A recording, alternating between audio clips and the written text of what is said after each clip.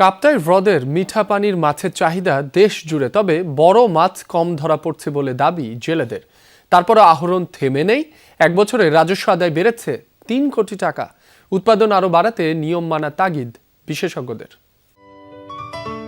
Ceylon টি রপ্তানিতে শীর্ষে। দেশের সবচেয়ে বড় কৃত্রিম এই হ্রদ শুধু পর্যটককে আকৃষ্ট করে না, মিঠাপানির মাছের বিশাল ভাণ্ডার হিসেবেও পরিচিত। এর উপর নির্ভর করে জীবিকা নির্বাহ করেন হাজারো জেলে পরিবার। ডিসিপ্লিন মেনটেন করা, ওটা একটু করা উচিত। আমরা চাই যাতে আমাদের এখান থেকে আনটা ভালো হোক, আনটা ভালো, মানুষ ভালো থাকুক। ফরমালিন দিয়ে মাছ না, এটা ফরমালিন দিয়ে মাছ না, মিঠা পানির মাছ মানুষের চাহিদা বেশি।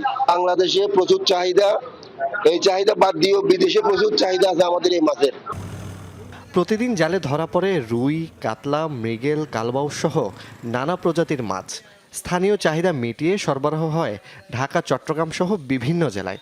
তবে সবার অভিযোগ, আগের মতো বড় মাছ খুব একটা নেই, ধরা পড়ছে সব ছোট মাছ।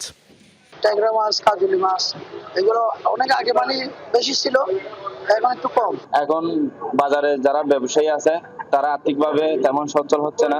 ঢাকাতে চিটংয়ে কিছু এক্সপোর্টে যে চিটং থেকে নিয়ে যায়, ওরা কাজকিটা বেশি নিয়ে যাচ্ছে।